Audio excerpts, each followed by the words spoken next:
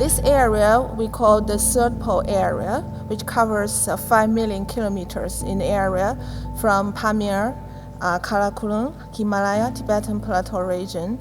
All these areas, the elevation is higher than 4,000 meters by average. In the same time, this area provides water resources and ecosystem services for about 2 million people, mainly in the Asian areas. So most of the main big rivers in Asia, also the Central Asia, started from the Third Pole area.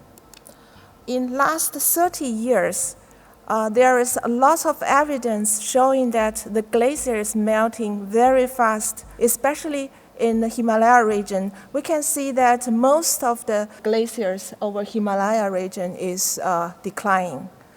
The Himalayan region is a region of incredible agrobiodiversity, but it is also one of the most eco-fragile regions of the world. It is also a region which houses among the poorest people in the world, but it also sustains livelihoods of as many as 3 billion people who live downstream of its rivers and are sustained by the irrigation that is provided by that water.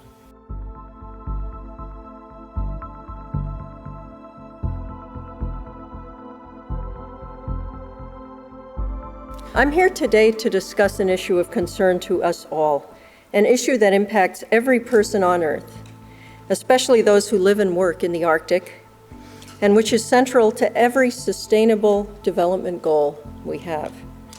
The Arctic is melting. We all know it. We've all been talking about it and hearing about it. Things are happening in the Arctic at a much faster pace than we thought. I read a study recently that says that by 2030, we will have an Arctic free of ice in the summer. That is the most aggressive projection that I've seen, but to be honest, I can't rule it out. And to think that as we stand here, or I stand here today and look into the future and say that within 12 years, we potentially will have no ice in the Arctic in the summer is incomprehensible.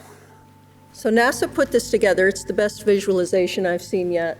And what it's showing is that over these last 4 decades, we have lost most of the reflective ice in the Arctic. And if you talk about locations, it's in the mid-latitude. You have also a very similar process. We call that deep white because they are all covered by snow and ice.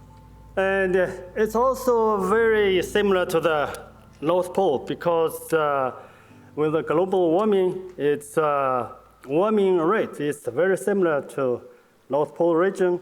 It's about twice as large as global average. So the enormous significance of the Himalayan region is coupled with its extraordinary vulnerability, which demands from us a very new approach to understanding the relationship between environment and development. And it is therefore that we look upon the work that is being done in the Arctic region as a great source of inspiration and a great source of learning for us. It is this region which tells us that the imperative is for us to cooperate. The imperative is for us to recognize that this is one ecosystem and that one ecosystem nourishes all of us, irrespective of the boundaries that we have artificially created within it.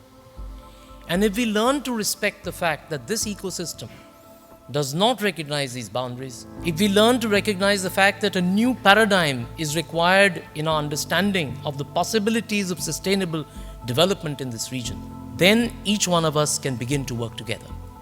From the beginning of the Third Pole, this TPE program established a very close relationship with Arctic Circle. In 2010 and 2016, the former president of Iceland, Mr. Grimson, visited the Institute of Tibetan Plateau Research twice. He started and has been kept promoting the collaboration between TPE and Arctic Circle. Because we believe that the kind of vision that the Arctic Circle represents, and this assembly, this unique assembly over the last few days represents, is precisely the kind of architecture that the Himalayan region desperately needs.